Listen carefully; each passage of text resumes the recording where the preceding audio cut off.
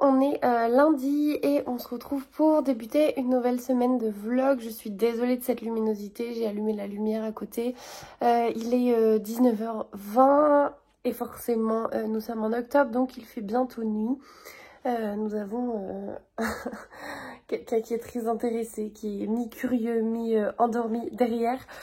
Donc je vous prenais assez rapidement pour un tout petit update lecture. Le premier livre donc que j'ai terminé, enfin c'est le seul, hein, c'est le premier mais c'est le seul, je me suis trompée. Donc c'est La Sirène et le Scaphandrier. Je reviendrai pas en détail dessus parce que je vous en ai parlé dans le dernier vlog, mais c'était une lecture toute mignonne, toute pleine de romance, voilà, c'était vraiment ce dont j'avais besoin. C'est une histoire qui finit bien, mais je pense que c'est pas surprenant au vu de la couverture, au vu de ce que j'ai pu vous en dire dans le vlog précédent. Et voilà, et donc en fait on va suivre une romance entre deux personnages, un prisonnier et une jeune femme qui est agoraphobe, et de cette correspondance va naître une histoire d'amour. Et voilà, je vous passe les détails parce que de toute façon je ne peux pas rentrer dans les détails, il est relativement court. Mais si vous cherchez quelque chose de léger, si vous cherchez quelque chose de mignon, de simple, voilà, c'est tout à fait ce dont j'avais besoin et vous pouvez y aller avec celui-ci. Du coup, j'ai terminé toutes mes lectures. Je n'ai plus de lecture audio en cours. Je n'ai plus de lecture papier en cours, enfin papier ou sur liseuse. Je n'ai plus aucune lecture. Je ne sais pas du tout quoi lire. Je sais pas en fait ce qui me fait envie. Je sais pas. C'est assez incertain. J'ai deux lectures, enfin deux romans qu'il faudrait que je lise. Le premier, c'est Bloc 46 de Johanna Gustafsson. Donc, enfin, j'ai un marque-page dedans, mais il n'est pas mis. Hein, enfin, je l'ai mis au début du livre. J'ai Bloc 46 de Johanna Gustafsson, donc il faudrait que je lise en lecture commune avec les filles. Sauf que les filles l'ont déjà terminé quasiment. Enfin, Alizée l'a terminé. Claire et Violette sont encore dedans. Et je crois que Lily et Matou, enfin Matou l'a terminé aussi. Et Lily doit avoir très bien avancé aussi. Donc bref, je suis totalement à la traîne. Est-ce que je le prends et est-ce que je les rattrape? Ça peut être envisageable, mais je sais pas si j'ai envie de lire un thriller maintenant. Même si les filles m'ont donné très envie de le lire parce qu'apparemment il est génial. Donc voilà, je ne sais pas. On est entre Londres et la Suède. Et il est question notamment d'un camp de concentration. Bon, il y a une enquête. Je sais pas, il faut que je vois. À la fois il me tente énormément, mais à la fois je sais pas si j'ai envie de lire ça en ce moment. Il y a également celui-ci qu'il faudrait que je lise, Le Crime d'Essence Orient, qui est sorti en août et j'ai toujours pas pris le temps de le lire alors que il me tente bien. Et à la fois, étant donné qu'il se passe pendant une croisière et que je suis une lectrice saisonnière, je me dis que si je le lis pas maintenant, et ben en fait je vais être obligée d'attendre l'année prochaine et j'ai pas du tout envie de ça. Donc il faudrait vraiment que je le lise maintenant. À la fois j'ai Le Tailleur de Pierre, je suis désolée j'ai l'œil qui me gratte. À la fois j'ai Le Tailleur de Pierre qui est donc le 3e tome de la saga Erika et Patrick Edstrom, Erika Falk et Patrick Edstrom de Camilla Lackberg, qu'il faudrait que je lise, puisque pareil, j'étais censée le lire en lecture commune avec les filles avec qui je lis tous ces tomes-là, Maëva, Margot, etc. Et en fait, je l'avais mis de côté pendant la période où on devait le lire ensemble, en me disant que je le lirais fin septembre. On est le 9 octobre et je ne l'ai toujours pas lu. Voilà. Et les filles à la fois vont m'attendre parce qu'elles vont avoir envie de lire le tome 4, ce qui est tout à fait normal, je pense. Donc il faut que je me mette dedans. Et voilà. Donc en fait, j'ai plein de livres à lire, mais pour l'instant, je n'ai rien qui me fait envie. Parallèlement, je n'ai toujours pas terminé Mémoire de la forêt. Mais ça, je le mets pas dans la même catégorie parce que c'est une lecture vraiment papier sur laquelle je prends mon temps. C'est plus pour l'histoire, pour les dessins, pour toute l'atmosphère qu'il y a autour de ce moment-là de lecture. Mais vous l'aurez compris, en ce moment, je suis un peu perdue dans mes lectures.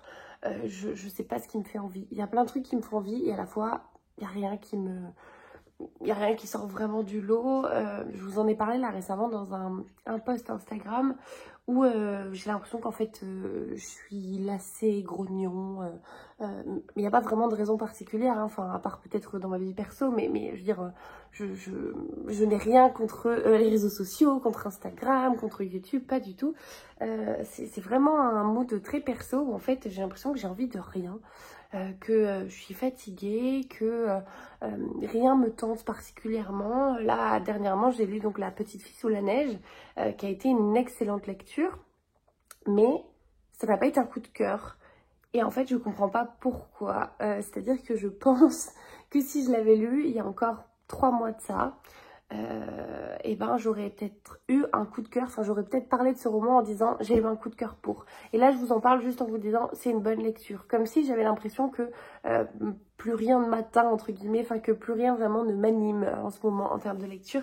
Donc voilà, donc je cherche vraiment quelque chose qui pourrait me faire renouer avec cette sensation vraiment folle dingue de dévorer un livre en 24 ou 48 heures, chose qui ne m'arrive plus, autre bien sûr que des Albin Michel, enfin la saison des débutantes par exemple, j'ai lu la dernière fois donc un tome en 2 jours, mais le tome en lui-même il fait 250 pages, donc et ça se lit très vite et c'est très addictif et voilà, mais là je parle de quelque chose, je sais pas, d'un thriller, d'un truc un peu plus costaud, et c'est vrai qu'en ce moment j'ai du mal à être à fond dans mes lectures. Donc je vais voir. Donc soit ce sera ce Johanna Gustafsson là, soit j'ai des Lisa Jewell. Ça fait très longtemps, enfin très longtemps, ça fait quelques mois que j'ai pas lu de Lisa Jewell. Je sais que c'est une valeur sûre, que j'ai jamais été déçue avec cette autrice. Après justement, est-ce que j'ai envie de prendre le risque de lire un Lisa Jewell et de tomber peut-être pas sur celui qui va m'embarquer à fond, et de me dire, ah ben, même un Lisa Jewell, ça me redonne pas goût à la lecture. Bref, voilà, je faisais pas du tout cette vidéo pour me plaindre, loin de là, mais juste pour partager un peu mon mood avec vous, savoir si ça vous arrive aussi, parce que moi je vous avoue que c'est la première fois que je traverse une période entre guillemets comme ça, où voilà, rien ne me tente, où je ne sais pas ce dont j'ai envie, et c'est plutôt déstabilisant je trouve, parce que j'ai plus de 200 livres qui m'attendent dans ma palle, et que malgré ces 200 livres, il y a toujours quelque chose qui fait que j'ai pas envie de lire tel ou tel livre, ou à l'inverse, je me mets dedans, je trouve ça sympa, mais ça m'embarque pas plus que ça. Là, par exemple, un que j'aimerais bien lire, c'est La famille Anne de Min Jin Lee, mais j'ai peur que ça m'embarque pas plus que ça, et vu que c'est un gros pavé, et ben j'ai pas envie de me lancer dedans si je dois être déçue et m'arrêter en cours de route, parce que généralement, dans un mood comme ça, si je m'arrête en cours de route, ben, il y a de fortes chances que je le reprenne jamais, donc j'ai pas envie de ça, donc je préfère ne pas le commencer pour l'instant et attendre d'être dans un meilleur mood. Enfin voilà, bref, c'est vraiment, c'est l'histoire de ma vie en ce moment, je ne sais pas quoi faire. Et voilà, mais bref, pour vous ça change rien, vous saurez donc suffisamment tôt à quelle lecture, enfin vers quelle lecture je me suis tournée. Et voilà, donc demain je pars à Paris as usual, j'ai envie de dire, pour toute la semaine. Je pars mardi, je rentre jeudi, donc c'est pour ça aussi qu'il faut que je choisisse une lecture là ce soir avant de partir. Et voilà, donc je vous reprendrai très probablement à mon retour.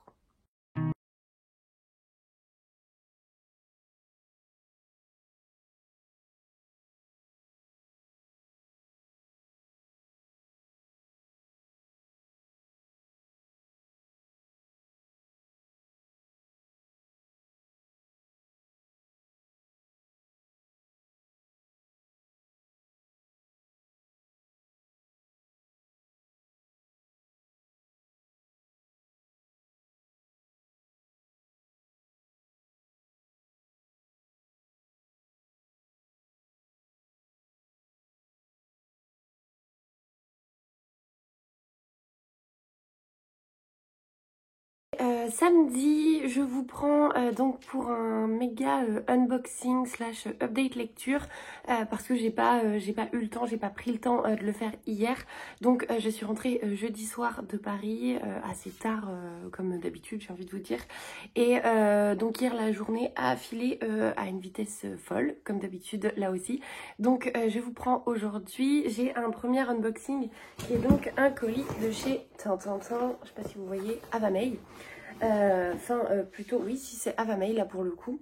Et je suis trop contente. Alors, je l'ai déjà préouvert. J'ai une quantité de papier pour éviter que les bougies bougent. Je suis trop contente car c'est des bougies que je connais déjà. C'est des bougies dont je vous avais parlé l'année dernière. C'est la collection de Noël et je trouve que les senteurs sont incroyables au-delà des packaging. Donc la première c'est Nuremberg, je crois que c'est celle-ci ma préférée. Ensuite on a Dresden, hop, pareil, packaging ici. Et pour finir nous avons Lübeck, c'est peut-être celle-ci, je sais plus. Donc j'ai plus les parfums exacts, je vais peut-être vous les retrouver là. Alors Lübeck, celle-ci c'est amande amère, bois de santal et noix de coco que je vais ouvrir. Mais vraiment je trouve que ces bougies elles sont incroyables. Et l'année dernière vraiment j'avais adoré en fait. Dès que je les mettais j'avais l'impression d'être à Noël. Alors celle-ci elle sent mais c'est assez léger. C'est pas celle-là ma préférée, c'est une certitude. Ensuite nous avons Dresden. Dresden c'est vanille, cardamome et amande. Celle-ci je me souviens plus ce qu'elle sent. Ah oui si, celle-ci elles sont très bonnes. Celle-là là. Et enfin nous avons Nuremberg. Je crois que c'est vraiment celle-ci ma préférée. Ouais c'est celle-ci. Ah celle-ci ça sent le vin chaud. J'adore. C'est gingembre, cannelle et clou de girofle. Et vraiment l'odeur est incroyable. Et donc voilà, ce set là c'est clairement le set de Noël, les 3 indispensables. C'est des 40 heures de combustion comme d'habitude. Et vraiment elles sont génialissimes. Donc j'ai trop hâte de pouvoir les faire brûler et avoir les différentes odeurs pour cette période de Noël qui approche, alors qui est quand même encore dans un petit moment, mais je suis contente parce que je trouve qu'on commence à en parler petit à petit. Il y a déjà les films de Noël, etc. Moi je vous avoue je suis pas du tout dans ce mood là pour l'instant. Déjà je peine à rentrer dans l'automne parce que les températures jusqu'ici ne nous donnaient pas du tout l'impression qu'on était en automne. Donc je vais quand même laisser l'automne passer, mais je suis contente d'avoir d'ores et déjà celle-ci pour la période de décembre. Et voilà, du coup comme d'habitude donc vous avez un code, le code en question c'est CaféGo, je vous le mettrai ici en plein milieu, avec vous avez moins 50% sans minimum d'achat, ce qui est plutôt rare, donc c'est plutôt chouette, et une bougie de 8 heures de combustion, donc c'est les mini bougies qui vous sera offerte. Voilà, donc je suis trop contente. Là j'ai hâte de me mettre dans une atmosphère cocon et les bougies aident clairement pour ça. La preuve, j'ai à côté de moi celle-ci qui est Santorini mais qui est presque finie et que j'adore mettre le soir quand on regarde la télé. Donc voilà, c'est tout pour moi de mon côté en termes de unboxing bougies. Ensuite, j'ai reçu, là aussi on est vraiment dans un mood noëlesque, j'ai reçu donc un colis. Ce colis hop, me vient des éditions Robert Laffont et plus précisément de La Bête Noire. Je pense que vous vous douterez que j'ai reçu le dernier roman de Karine Pitoki qui n'est autre qu'un Cozy Mystery de Noël qui s'appelle donc Retour à Sainte Marie Hill, Cozy Christmas Mystery. Je trouve que cette couve est magnifique et je suis tellement contente que Karine me l'ait envoyé, très touchée aussi puisque donc j'avais un petit mot de Karine avec. Il est donc sorti en librairie. Vraiment, il est magnifique. Ils font un travail, c'est comme les détectives du Yorkshire. Je trouve que c'est très chouette ce qu'ils font. Il est donc sorti, hop, je n'ai pas la date, le 12 octobre. Nous sommes le 14, donc il est sorti il y a 2 jours. Et donc, je vous lis la 4e de couve, que j'ai là juste à côté. Lorsque Joanne Brown, la scénariste de la série suivie par toute l'Angleterre, disparaît mystérieusement, le pays est en émoi. Fuyant son super connard Dex et la presse à scandale, ruinée et désormais affublée d'une jolie paire de cornes, elle se réfugie dans le cottage hérité de sa grand-mère Gladys. Les sœurs Macpherson, ses voisines septuagénaires, ne tardent pas à lui envoyer la seule personne qu'elles estiment capable de lui venir en aide, le pasteur du village. Mais Joanne avait-elle besoin que déboule son ado de neveu, exclu de son pensionnat, et sa fantasque assistante? Et quand des vieilles dames décèdent les unes après les autres, les fêtes de fin d'année virent au cauchemar. Avec ses acolytes hauts en couleur, Joanne se lance alors dans une enquête périlleuse qui menace de révéler des secrets enfouis depuis longtemps à Sainte Marie Hill. Donc j'ai trop hâte de le découvrir, trop hâte de découvrir Karine Pitoki s'essayer au Cozy Mystery. Je pense que c'est très réussi puisque j'ai déjà vu quelques avis passer. En tout cas, je suis hyper impatiente et je remercie les éditions Robert Laffont et surtout Karine pour sa confiance parce que voilà, je suis très touchée. Donc voilà, très chouette. Je suis trop contente de cette réception, je l'attendais avec grande impatience, donc j'ai trop hâte de vous en parler, mais en tout cas je vous en parlerai très rapidement, c'est certain. En ce qui concerne les updates lecture, donc je suis partie à Paris, j'ai commencé, mais je crois pas que je vous l'avais dit, j'ai commencé mardi matin en partant Bloc 46 de Johanna Gustafsson, qui était donc une lecture commune organisée avec les copines, donc par copine j'entends Alizé, un livre à Bordeaux, Mathilde, Matou Love Books, Lily Littérature, Claire Lecoin Lecture de Claire et Violette des livres par milliers. Je suis contente, j'ai tous les pseudos. Donc nous avons lu Bloc 46 en semi-lecture commune puisque les filles l'avaient déjà quasiment terminé quand moi je l'ai commencé. Mais du coup j'ai fait une lecture commune avec Claire, on va dire ça comme ça. Et je l'ai dévoré, en fait je l'ai commencé donc mardi dans le train. Et je l'ai terminé mercredi soir. Et entre temps quand même j'ai travaillé. Je vous parlais, je crois, en début de vlog du fait qu'en ce moment, c'était compliqué pour moi d'un point de vue lecture, que j'avais du mal à trouver quelque chose de vraiment stimulant qui m'embarquerait, que j'aurais du mal à avoir un vrai coup de cœur. Et tenez-vous bien, c'est le cas avec celui-ci. J'ai eu un coup de cœur. Je pense presque encore plus que pour l'île de Yule, c'est vous dire. Pourtant, je vous ai cassé les oreilles avec l'île de Yule. Et là, celui-ci, vraiment, j'ai adoré. Ici, donc, nous sommes sur... alors, je vais vous lire la 4e de couve et je vous donnerai mon avis après. Falkenberg, le commissaire Bergstrom découvre le cadavre affreusement mutilé d'une femme. Londres, profileuse de renom, Emily Roy enquête sur une série de meurtres d'enfants. Les corps présentent les mêmes blessures que la victime suédoise, trachée sectionnée, yeux énucléés, et un mystérieux Y gravé sur le bras. Étrange serial killer qui change de lieu de chasse et de type de proie. En Suède, Emily retrouve Alexis Castells, écrivaine spécialisée dans les tueurs en série. Ensemble, elles se lancent dans une traque qui va les conduire jusqu'aux atrocités du camp de Buchenwald en 1944. Je n'arrive pas du tout à parler. Ce thriller, clairement, il est magistral. J'ai rien de plus à ajouter, si ce n'est que, comme l'a très bien dit Lélie sur notre conversation de lecture commune, il fallait quand même oser les cadavres en Suède et lier tout ça avec les camps de concentration. C'était un sujet assez touchy, il est question notamment d'enfants. Donc il fallait vraiment, comment dire, avoir un scénario vraiment bien ficelé pour être capable de mêler toutes ces thématiques qui sont clairement atroces, autant les unes que les autres. Et voilà, et franchement c'est fait avec brio. Les personnages sont hyper attachants, sont hyper réalistes aussi. On n'est pas vraiment dans le cliché, on est très loin d'autres romans qu'on peut lire sur la Seconde Guerre mondiale. Ici, on est vraiment voilà, dans l'horreur des camps d'un côté. À la fois, c'est des retours dans le passé, c'est pas non plus la majorité de l'histoire, mais ces retours-là dans le passé sont nécessaires pour comprendre un peu comment les choses ont pu évoluer, je vous en dis pas plus. Mais voilà, ça se lit très bien, il y a beaucoup de suspense, on a hâte d'en savoir plus au fur et à mesure qu'on continue cette histoire. Et voilà, c'est hyper addictif pour vous dire, ça faisait une éternité que j'avais pas dévoré un livre en 24 heures, en 24-48 heures on va dire.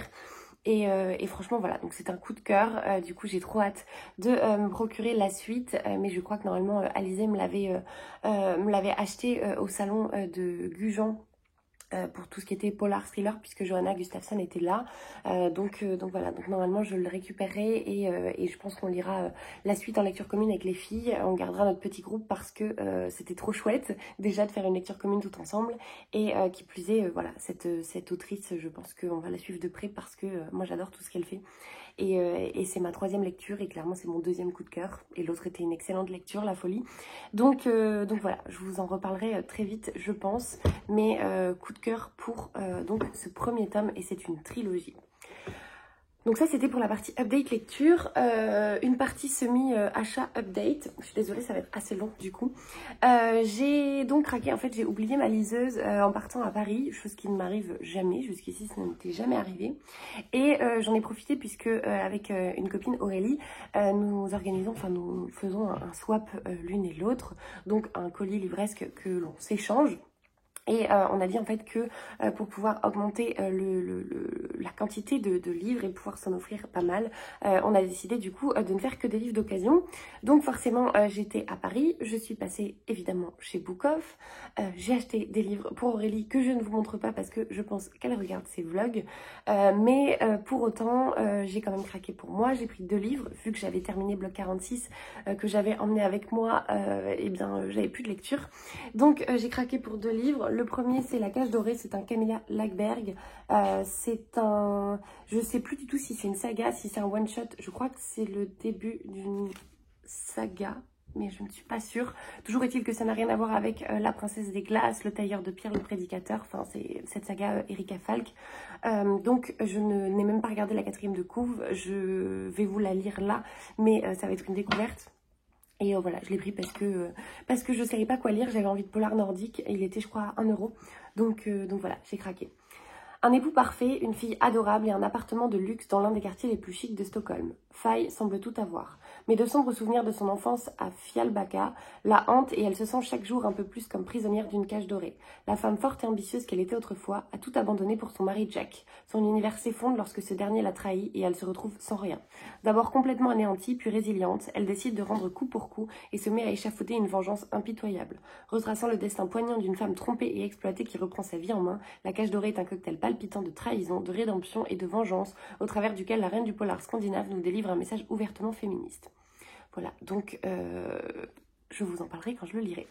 Et ensuite, du coup, j'ai craqué pour un roman qui n'était absolument pas prévu, mais que j'ai commencé dans la foulée. Il est dans ma wishlist depuis sa sortie. J'ai donc nommé À qui la faute de Ragnar Jonasson. J'ai acheté donc son dernier roman la semaine dernière, samedi dernier, quand j'étais en librairie avec Claire. Et d'ailleurs, j'étais un peu dégoûtée parce qu'il était chez Book Off à 8 € alors que je l'ai payé, je pense 21 € ou 22,50 € le prix à sa sortie. Donc là, celui-ci, je crois que je l'ai payé 5 ou 6 € pareil chez Book Off. Il est sorti donc en 2023, si je vous dis pas de bêtises. C'est l'avant-dernier roman de Ragnar Jonasson. Et je vous lis là aussi la 4e de couve. Il pensait se retrouver le temps de quelques jours paisibles, une simple chasse à la perdrix dans les hauts plateaux de l'est de l'Islande.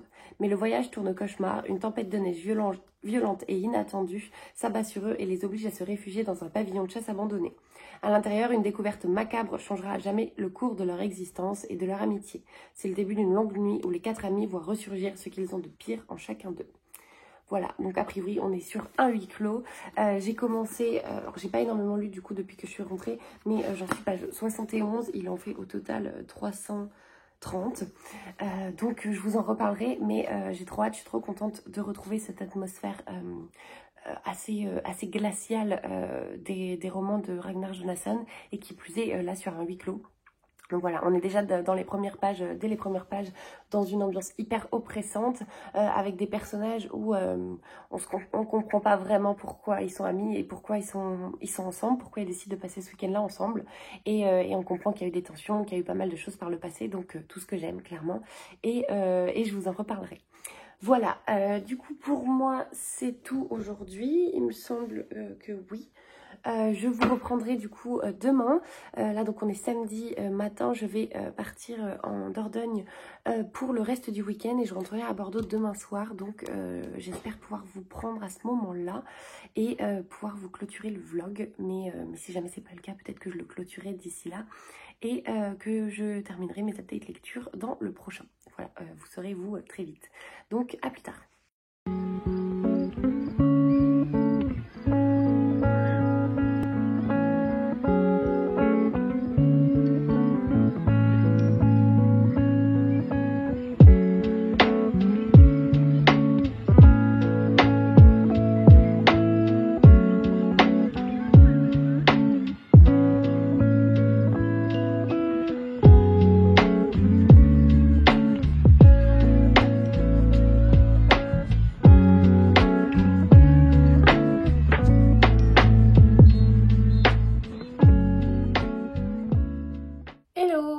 J'espère que vous allez bien. On est dimanche soir et je vous prends simplement Pour clôturer cette semaine de vlog, je viens de rentrer à la maison, il est 19h30, voire même 20h je crois. Donc je ne vous ferai pas d'update lecture, j'ai pas lu, j'ai pas avancé, j'ai juste profité de quelques moments en famille ce week-end qui ont fait beaucoup de bien. Et voilà, donc je vais m'arrêter là pour ce vlog, je vais vous clôturer rapidement le montage pour pouvoir vous sortir le vlog comme prévu ce dimanche soir, même si bien sûr il arrivera plus tard. Je vous parlerai mieux du coup de mes lectures dans le vlog suivant, sachant que du coup je vais avoir du temps pour avancer, notamment demain et mardi. Voilà, donc j'espère que vous avez passé un agréable moment en ma compagnie, que vous avez peut-être trouvé de nouvelles suggestions de lecture, que certains livres dont j'ai parlé ont retenu votre attention. Et comme toujours, donc je vous souhaite de belles lectures, de belles découvertes, une belle semaine et je vous dis à la prochaine.